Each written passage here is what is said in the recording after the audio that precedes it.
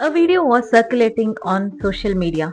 In it, a well known Indian personal finance educator was recommending a private stock trading group on WhatsApp. He looked real. He sounded real. The recommendation seemed completely credible. Coming from someone his followers trusted completely. People joined the group, people invested. He never made that video.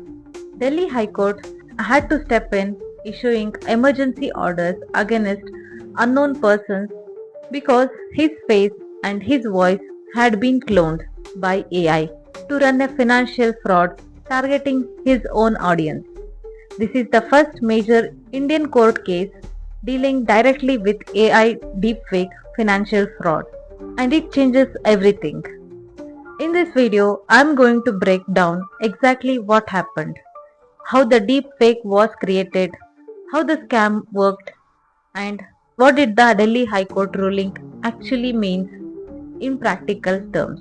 But more importantly, I am going to show you 3 things you can check in under 30 seconds to determine whether any video of a public figure making an investment recommendation is real or AI generated.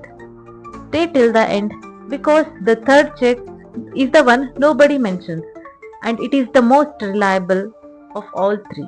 It requires no app, no technical knowledge, and it works every single time. I am Amrita Gadakar, a cybersecurity professional, and I want to say something that might surprise you. Deepfakes are not primarily a technology problem, they are a trust problem.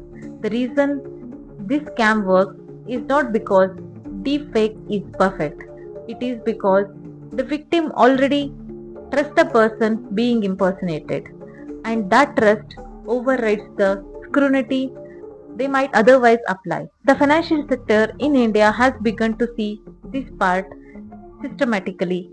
Deepfake videos impersonating known financial advisors, RBI officials, SCBI representatives, and investment personalities, all used to lend false legitimacy to fraudulent schemes. The Delhi High Court case is significant because it is the first time an Indian court has directly confronted this, and judgment sets a precedent that matters to all of us. The case, Ankur Warikoo and others, came before Delhi High Court in early 2026.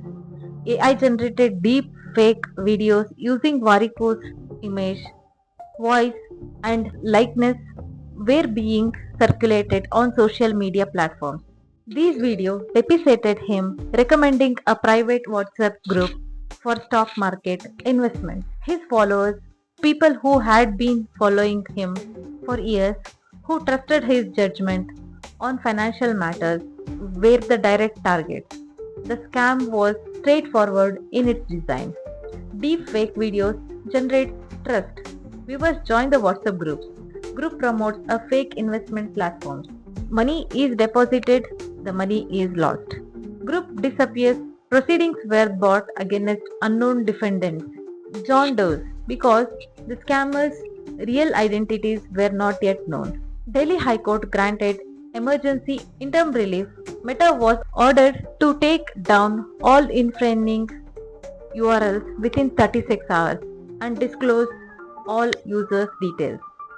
The defendants were restrained from using this likeness through any medium, including AI and deepfake technologies.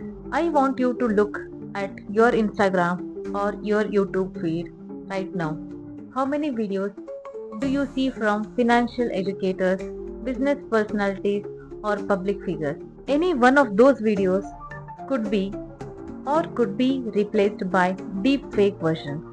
The question is not whether you trust the person, the question is, are you watching the real person?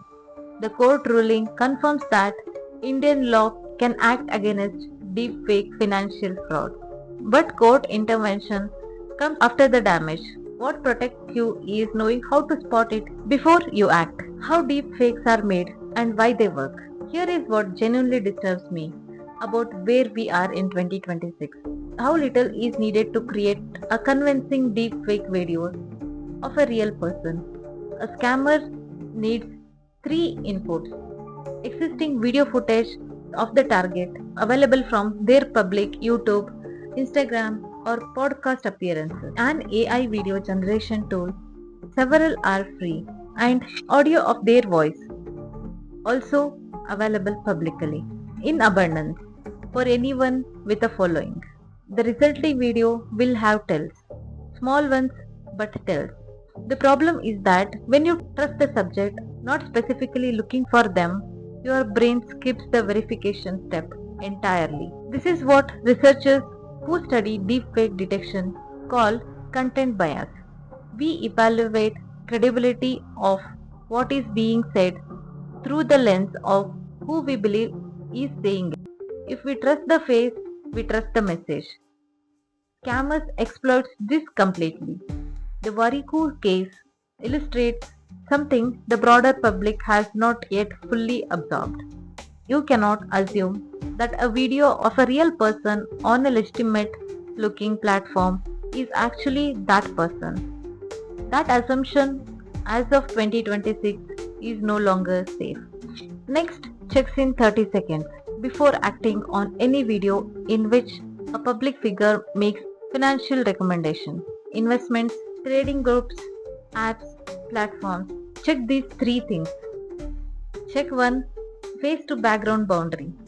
Deepfake often produces a subtle softness or inconsistency at the edges where the generated face meets the original background. It looks slightly blurred, slightly off color, or has a faint halo. Pause the video, look at the jaw, ears, hairline specifically. Check 2. Watch the mouth and audio sync closely. AI generated speech and AI generated video are produced separately and merged at the start of the sentence and at the end. Look at them for tiny misalignments between lip movement and the sound. Blinks may look slightly mechanical. Eye movement may be too smooth or too minimal. Check 3. Check the person's verified account directly. This is the most reliable check of all, and it requires no technology.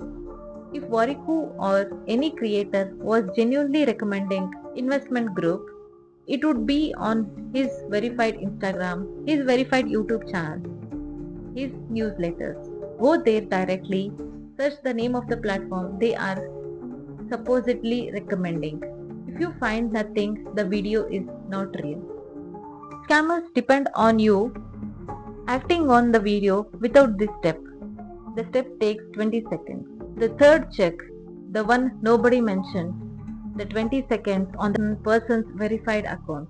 That is the check that makes the Wariku scam, the Aadhaar scam, and every deep fake investment fraud completely ineffective.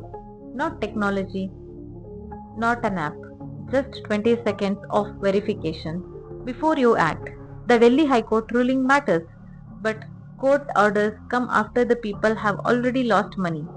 20 seconds of verification comes before you share or act on any video of a public figure recommending an investment. Check their verified account first. 20 seconds, share this with one person who follows any financial educator, business personality, or influencer online. This is all I ask.